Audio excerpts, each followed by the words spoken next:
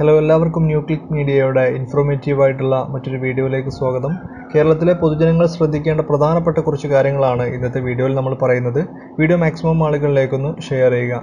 നമുക്കറിയാം, ഈ ഒരു 30-ാം തീയതിക്ക് ശേഷം മലപ്പുറം ജില്ലയിൽ ട്രിപ്പിൾ ലോക്ക്ഡൗൺ പിൻവലിച്ചിട്ടുണ്ട്. അതുപോലെ തന്നെ കേരളത്തിൽ എല്ലാ ജില്ലകളിലും ജൂൺ 9-ാം തീയതി വരെ ലോക്ക്ഡൗൺ നീട്ടിയിട്ടുമുണ്ട്.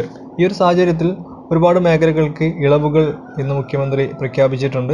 അപ്പോൾ എന്തൊക്കെയാണ് പ്രധാനപ്പെട്ട ഇളവുകൾ എന്നുള്ളതാണ്, അതുപോലെ തന്നെ ലോക്ക്ഡൗൺ എന്നാണ് പിൻവലിക്കുക, അതായത് അൺലോക്ക് എന്നാണ് ചെയ്യുക എന്നുള്ളതും ഈ ഒരു വീഡിയോയിൽ നമ്മൾ പറയുന്നുണ്ട്. വീഡിയോ മാക്സിമം ഒന്ന് ഷെയർ ചെയ്യുക. വ്യവസായ സ്ഥാപനങ്ങൾ തുറക്കാമെന്നുള്ളതാണ് പുതിയ അറിയിപ്പ്.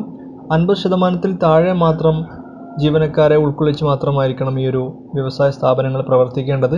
അതുപോലെ തന്നെ ഇതിനാവശ്യമായിട്ടുള്ള അസംസ്കൃത വസ്തുക്കൾ ലഭിക്കേണ്ട കടകൾ ചൊവ്വ, വ്യാഴം, ശനി ദിവസങ്ങളിൽ വൈകിട്ട് 5 മണി വരെ ഓപ്പൺ ചെയ്യാൻ സാധിക്കുന്നതാണ്. അതുപോലെ തന്നെ പായ് വസ്തുക്കൾ സൂക്ഷിക്കുന്ന കടകൾക്ക് ആഴ്ചയിൽ 2 ദിവസം പ്രവർത്തിക്കാനുള്ള അനുമതിയുണ്ട്.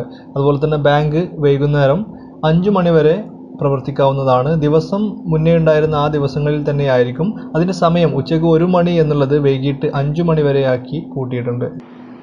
അതുപോലെ തന്നെ മറ്റൊരു പ്രധാനപ്പെട്ട ഇളവുകൾ ഷോപ്പുകളുടെ കാര്യത്തിലാണ്. വിദ്യാഭ്യാസത്തിനായിട്ടുള്ള പുസ്തകങ്ങൾ വിൽക്കുന്ന ബുക്ക് സ്റ്റാളുകൾ, അതുപോലെ തന്നെ കല്യാണ ആവശ്യങ്ങൾക്ക് ജ്വല്ലറി, ഫുട്വെയർ, ടെക്സ്റ്റൈൽസ് ഇവയൊക്കെ പ്രവർത്തിക്കാൻ സാധിക്കുന്നതാണ്. ഈ ഒരു ഷോപ്പുകൾ book stall, jewellery, footwear, textiles ഈ ഷോപ്പുകൾ തിങ്കൾ, ബുധൻ, വെള്ളി, ആഴ്ചയിൽ തിങ്കൾ, ബുധൻ, വെള്ളി ഈ 3 ദിവസങ്ങളിൽ മാത്രമാണ് പ്രവർത്തിക്കാൻ സാധിക്കുക.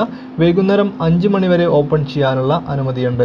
അതുപോലെ തന്നെ വാക്സിനേഷൻ്റെ കാര്യങ്ങൾ നോക്കുകയാണെങ്കിൽ കിടപ്പിലായിട്ടുള്ള രോഗികൾ, വൃദ്ധസദനത്തിലുള്ള ആളുകൾ, അതുപോലെ തന്നെ ആദിവാസി കോളനിയിലെ 45 വയസ്സ് കഴിഞ്ഞിട്ടുള്ള ആളുകൾക്ക് ഇവർക്കൊക്കെ എത്രയും പെട്ടെന്ന് തന്നെ വാക്സിനേഷൻ നൽകണം എന്നുള്ളതാണ് നിർദ്ദേശം ലഭിച്ചിട്ടുള്ളത്.